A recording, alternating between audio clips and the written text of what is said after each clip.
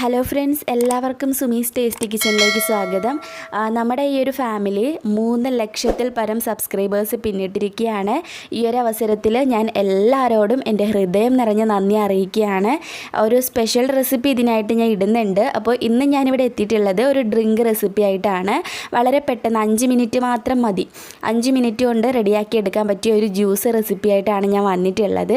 അപ്പോൾ ഈ ഒരു സിമ്പിളായിട്ടുള്ള ജ്യൂസ് എങ്ങനെയാണ് റെഡിയാക്കുന്നതെന്ന് നോക്കാം. ഡ്രിങ്ക് റെഡിയാക്കാൻ വേണ്ടി നമുക്ക് പ്രധാനമായിട്ട് വേണ്ടത് ഇതുപോലെ ഒരു ഏത്തപ്പഴമാണ്. ഒരുപാട് വലിയ ഏത്തപ്പഴം നിങ്ങൾ എടുക്കാൻ പാടില്ല. ഇത്രയുള്ള ഒരു ചെറിയ മീഡിയം സൈസ് എടുത്താൽ മതി കേട്ടോ. അപ്പം ഞാൻ ഈ ഒരു ഏത്തപ്പഴം ചെറുതായിട്ട് കട്ട് ചെയ്ത് മിക്സിയുടെ ജാറിലോട്ട് ഇട്ട് കൊടുത്തിട്ടുണ്ട്. ഇനി ഇതിലേക്ക് മെയിനായിട്ട് ചേർക്കേണ്ടത് ബൂസ്റ്റാണ്. ഞാനിവിടെ ഒരു 1.5 ടീസ്പൂൺ ബൂസ്റ്റാണ് ചേർക്കാൻ പോകുന്നത്. ഒരുപാട് ചേർക്കാൻ പാടില്ല. ഒരുപാട് ചേർത്താൽ നമ്മൾ ഉദ്ദേശിക്കുന്ന ടേസ്റ്റ് ഇതിന് കിട്ടത്തില്ല. ആ ഒരു ബൂസ്റ്റിൻ്റെ ചെവ നമുക്ക് വരും. അപ്പോൾ ഒരു 1.5 ടീസ്പൂൺ മാത്രം ബൂസ്റ്റ് നിങ്ങൾ ഇതിലേക്ക് ചേർത്ത് കൊടുക്കുക. ഇനി ഇതിലേക്ക് ഞാൻ ചേർക്കുന്നത് 4 ടേബിൾ സ്പൂൺ പഞ്ചസാരയാണ്. പിന്നെ പഞ്ചസാരയൊക്കെ പിന്നീട് ജ്യൂസൊക്കെ അടിച്ചതിന് ശേഷം നോക്കുക. മധുരം വേണമെങ്കിൽ കുറച്ചുകൂടി ആഡ് ചെയ്ത് കൊടുക്കാം. ഇനി ചെയ്യേണ്ടത് ഇത് ഇത്രയും കൂടെ നല്ലപോലെ നല്ല സ്മൂത്ത് ആകുന്നവരെ നമുക്കൊന്ന് ബ്ലെൻഡ് ചെയ്ത് എടുക്കാം. അപ്പോൾ ഇത് ഞാൻ നല്ല സ്മൂത്തായി ബ്ലെൻഡ് ചെയ്ത് എടുത്തിട്ടുണ്ട്.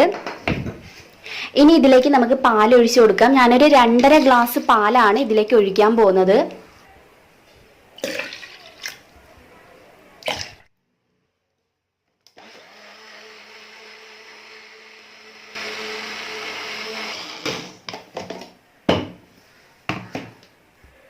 അപ്പോൾ ഇത്രയേ ഉള്ളൂ. നമ്മുടെ ജ്യൂസ് ഇവിടെ റെഡി ആയിട്ടുണ്ട്. ഞങ്ങൾ മിക്കപ്പോഴും വീട്ടിൽ ചെയ്ത് കുടിക്കുന്ന ഒരു ജ്യൂസാണിത്.